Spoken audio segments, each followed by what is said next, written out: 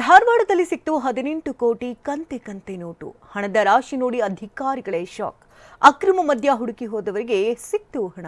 DCM DK ಆಪ್ತ Vijay ದೇವ್ಗೆ IT shock. ಆದಾಯಕ್ಕಿಂತ ಹೆಚ್ಚು ಸಾಲ ಹೊಂದಿರೋ ವಿನೋದ್ ಅಸೂಟಿ. ಈ ಸುದ್ದಿಗಳನ್ನು ನೋಡೋಣ ಸಮಗ್ರ ನ್ಯೂಸ್ ಟಾಪ್ನಲ್ಲಿ.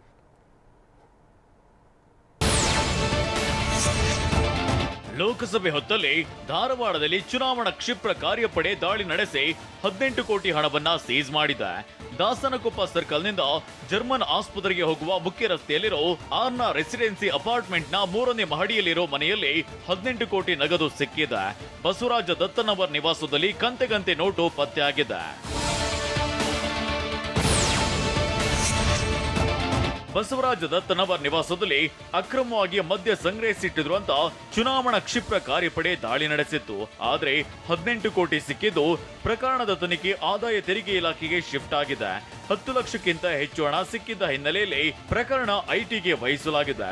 ಇದೀಗ ಬಸವರಾಜ್ನನ್ನ ಐಟಿ ಅಧಿಕಾರಿಗಳು ತೀವ್ರ ವಿಚಾರಣೆಗೆ ಒಳಪಡಿಸಿದ್ದಾರೆ. ಉದ್ಯಮಿ ಯುಬಿ ಶೆಟ್ಟಿ ಅಕೌಂಟೆಂಟ್ ಅಂತ ವಿಚಾರಣೆ ವೇಳೆ ಬಸವರಾಜ್ ಹೇಳಿದ್ದಾರೆ. ತಾಯಿಯಾಗಲು ಪ್ರಯತ್ನಿಸಿ ವಿಫಲರಾಗ್ತಿದ್ದೀರಾ? ನೋವಾ ಐವಿಎಫ್ನ ನುರಿತ ಫಲವತ್ತತೆ ತಜ್ಞರನ್ನ ಭೇಟಿಯಾಗಿ ಉಚಿತ ಸಮಾಲೋಚನೆಯನ್ನ ಪಡೆಯಿರಿ.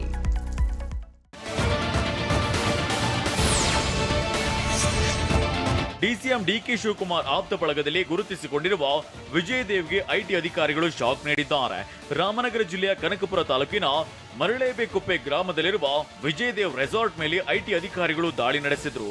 ರೆಸಾರ್ಟ್ನಲ್ಲಿ 1 ಗಂಟೆ ದಾಖಲೆ ಪರಿಶೀಲಿಸಿದ ಅಧಿಕಾರಿಗಳು ವಿಚಾರಣೆ ನಡೆಸಿ ತೆರಳಿದ್ದಾರೆ.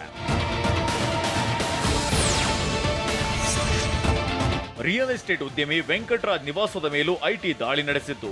ಬೆಂಗಳೂರು ಗ್ರಾಮಾಂತರ ಜಿಲ್ಲೆ ನೆಲಮಂಗಲದಲ್ಲಿರೋ ನಿವಾಸ ಶೋಧ ನಡೆಸಿದ್ರು. ಈ ವೇಳೆ ಮನೆಯ ಬೀರುವಿನಲ್ಲಿ 1.74 ಲಕ್ಷ ನಗದು, 1 ಕೆಜಿ ಚಿನ್ನಾಭರಣ ಪತ್ತೆಯಾಗಿದೆ. ಕಚೇರಿಗೆ ದಾಖಲೆಗಳ ಸಮೇತ ಮಾಹಿತಿ ನೀಡುವಂತೆ ಉದ್ಯಮಿ ವೆಂಕಟರಾಜ್ಗೆ ಐಟಿ ಅಧಿಕಾರಿಗಳು ಸೂಚಿಸಿದ್ದಾರೆ.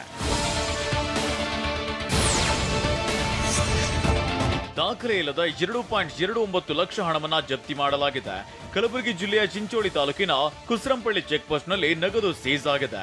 ಬೀದರ್ನಿಂದ ಚಿಂಚೋಳಿಗೆ ಬರುತ್ತಿರುವಾಗ ಚೆಕ್ ಪೋಸ್ಟ್ ನಲ್ಲಿ ಬೈಕ್ ತಪಾಸಣೆ ಮಾಡಲಾಯಿತು. ಆಗ ವಿಕಾಸ್ ಬಳಿ 2.29 ಲಕ್ಷ ಹಣ ಪತ್ತೆಯಾಗಿದೆ. ಈ ವೇಳೆ ದಾಖಲೆ ಇಲ್ಲದ ಕಾರಣ ಅಧಿಕಾರಿಗಳು ಹಣವನ್ನ ವಶಕ್ಕೆ ಪಡೆದಿದ್ದಾರೆ. ವಿಜಯಪುರದಲ್ಲಿ ಬಿಜೆಪಿ ಅಭ್ಯರ್ಥಿ ರಮೇಶ್ ಜಿಗಜಿಣಗಿ ನಾಮಪತ್ರ ಸಲ್ಲಿಕೆ ಮಾಡಿದ್ರು. ಈ ವೇಳೆ ರಮೇಶ್ ಜಿಗಜಿಣಗಿ ಒಟ್ಟು 49 ಕೋಟಿ 58 ಲಕ್ಷ ಮೌಲ್ಯದ ಆಸ್ತಿ ಘೋಷಣೆ ಮಾಡಿದ್ದಾರೆ.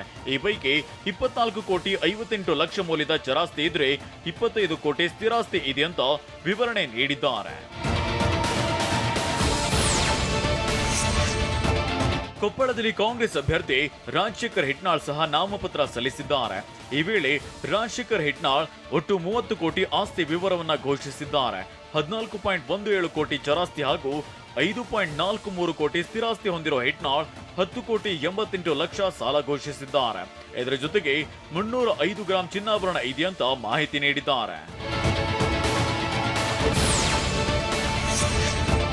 ಉತ್ತರ ಕನ್ನಡ ಕಾಂಗ್ರೆಸ್ ಅಭ್ಯರ್ಥಿ ಅಂಜಲಿ ನಿಂಬಾಳ್ಕರ್ ನಿನ್ನೆ ನಾಮಪತ್ರ ಸಲ್ಲಿಸಿದ್ದಾರೆ. ಒಟ್ಟು 15 ಕೋಟಿ 78 ಲಕ್ಷ ರೂಪಾಯಿ ಮೌಲ್ಯದ ಆಸ್ತಿ ಹೊಂದಿರುವುದಾಗಿ ಅಂಜಲಿ ನಿಂಬಾಳ್ಕರ್ ಮಾಹಿತಿ ನೀಡಿದ್ದಾರೆ.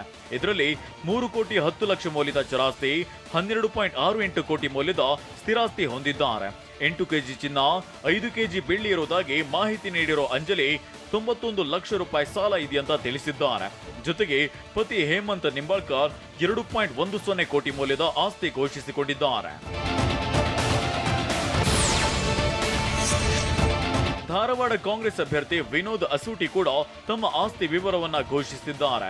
16 ಕೋಟಿ 19 ಲಕ್ಷ ಮೌಲ್ಯದ ಆಸ್ತಿ ಇರುವುದಾಗಿ ವಿನೋದ್ ಅಸೂಟಿ ಮಾಹಿತಿ ನೀಡಿದ್ದಾರೆ. ಇದರಲ್ಲಿ 12 ಕೋಟಿ ಮೌಲ್ಯದ ಚರಾಸ್ತಿ ಹಾಗೂ 1.10 ಕೋಟಿ ಸ್ಥಿರಾಸ್ತಿ ಇದೆ ಅಂತ ಚುನಾವಣಾ ಆಯೋಗಕ್ಕೆ ಮಾಹಿತಿ ನೀಡಿದ್ದಾರೆ. 350 ಗ್ರಾಂ ಚಿನ್ನ, 2 ಕೆಜಿ ಬೆಳ್ಳಿ ಹೊಂದಿರೋ ವಿನೋದ್ ಅಸೂಟಿ 4.50 ಕೋಟಿ ಸಾಲ ಇದೆ ಅಂತ ಘೋಷಣೆ ಮಾಡಿದ್ದಾರೆ.